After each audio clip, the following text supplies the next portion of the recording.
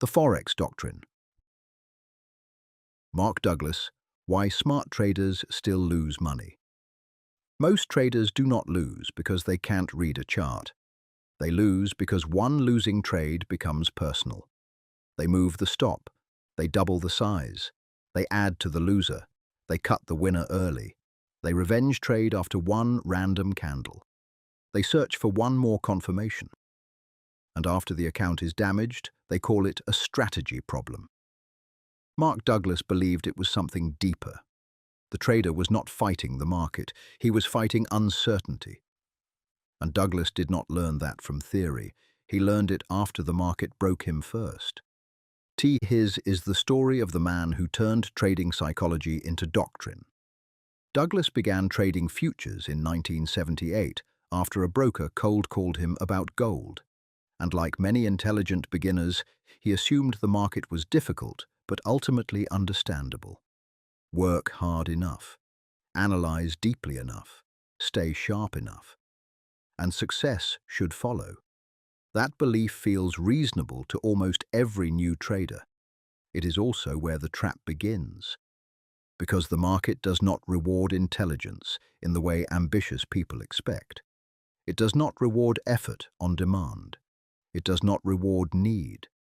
And when talented people discover that, they rarely respond with calm. They respond with force, more analysis, more urgency, more pressure on the next trade to prove that they still know what they are doing. That is why this episode is not about mindset in the soft sense. It is about what happens when a capable man enters a probabilistic battlefield with a deterministic mind. Chicago, pressure, and collapse. Douglas's real case file becomes compelling when he moves closer to the professional world.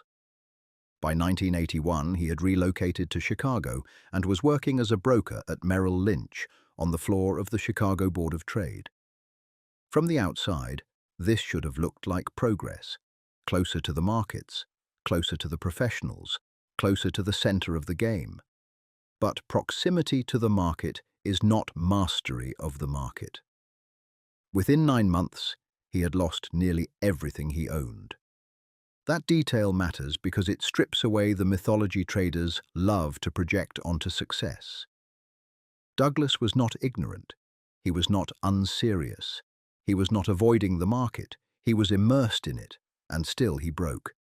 Not because the market singled him out, but because he was trying to solve the wrong problem. He thought the goal was to understand the market well enough to avoid pain. The market forced him to confront a different reality. Pain was not being created by mystery alone. It was being amplified by the trader's emotional refusal to accept uncertainty. The discovery hidden inside the losses. This is where Douglas stops being just another failed trader and becomes the thinker worth studying. He did not simply complain about losses. He studied them. During his early trading years, he reviewed his own results closely and noticed something that most traders never slow down enough to see. Only a small fraction of his trades were immediate losers. Many of the trades that eventually failed first moved 3 or 4 ticks in his favor. That observation changed everything, because it told him something brutal. The market was often offering him a chance to reduce damage, but his mind was too attached to being right to use it properly. He was still thinking in verdicts. This trade will prove me right. This trade will pay me. This trade will justify the analysis. But the data in his own records showed a different lesson. A trade could begin well and still fail. A setup could be valid and still not deliver. So he adapted. He began taking part of the position off earlier, not as an act of fear, but as an act of structure. That is one of the most important shifts a trader can make. He was no longer asking the market for certainty. He was learning to build decisions that could survive uncertainty. And from there, the deeper realization emerged. The real enemy was not the next losing trade. The real enemy was the psychological need to make the next trade mean too much. From ruin to doctrine. Out of that collapse came Douglas's central doctrine. A trader does not need to know what will happen next to make money. A single trade is a random event. The edge only has meaning across a series. Those lines sound clean when you read them later in a book, but they were paid for in a harder currency than most viewers realize. They were paid for with the collapse of certainty itself. Once Douglas understood that, the entire architecture of trading changed. The next trade was no longer a verdict on intelligence. It was one event inside a distribution. The loss was no longer an insult. It was a possible outcome inside a valid edge. And the trader's identity no longer needed to rise and fall with every candle. That is why his work hit so deeply. He was not telling traders to be emotionally positive. He was telling them to stop asking an uncertain environment to deliver emotional reassurance. That is also why his comparison to the casino operator remains so powerful. Casinos do not panic over one hand. They do not demand that the next outcome validate their competence. They define the edge, manage exposure, and execute over sample size. Douglas wanted traders to become that cold, not because coldness is glamorous, but because consistency is impossible if every trade is treated like a personal judgment. The ultimate lesson. This is the part of Douglas that hits hardest for real traders. The problem is not uncertainty by itself. The problem is the emotional refusal to accept uncertainty. That refusal is what turns an ordinary loss into interference. It is what turns a normal pullback into panic. It is what makes traders widen stops, cut winners early, add to losers, overanalyze, and hunt for one more piece of confirmation that will finally let them feel in control. Douglas understood that worst trading behavior is not random misbehavior. It is compensation. The trader is trying to compensate for the discomfort of not knowing. And once that discomfort becomes unacceptable, the process begins to bend.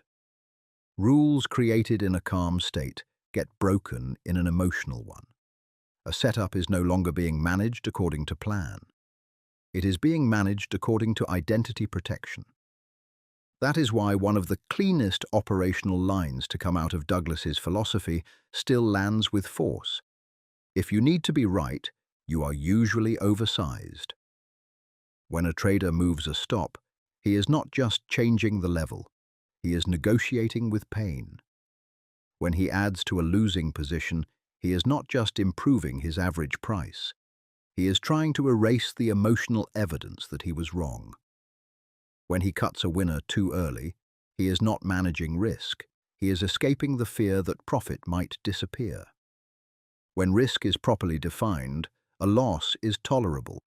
When size is too large, a loss becomes psychologically offensive.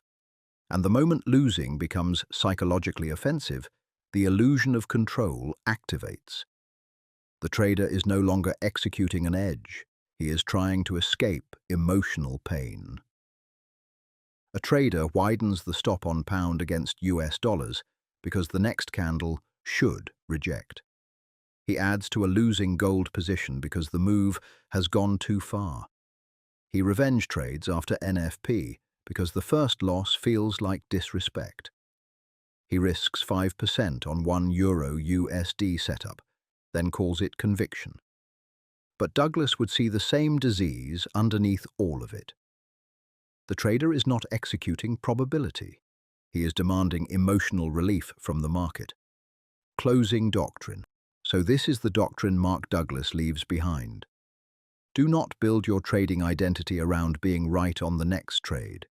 Build it around executing a defined edge with defined risk over a meaningful sample. Accept that anything can happen. Accept that the next trade can lose. Accept that probabilities only become visible across repetition, not through emotional bargaining with one position. That is why Douglas's work still matters to Forex traders now. Most accounts are not destroyed by a lack of information. They are destroyed by the need for certainty, the need for validation, and the refusal to let one loss remain just one loss. If you remove that need, the market becomes cleaner. Not easier, cleaner. You begin to see what is actually there instead of what your fear needs to be there. So before your next trade, ask yourself one harder question. Am I executing a process, or am I asking this position to make me feel safe? Because that question divides the trader who survives from the trader who keeps sabotaging himself. If this episode sharpened the way you think about uncertainty, exposure, and execution, subscribe to the Forex Doctrine. And in the comment below, answer this. What is your biggest psychological mistake? Moving stops, revenge trading, oversizing, or cutting winners too early?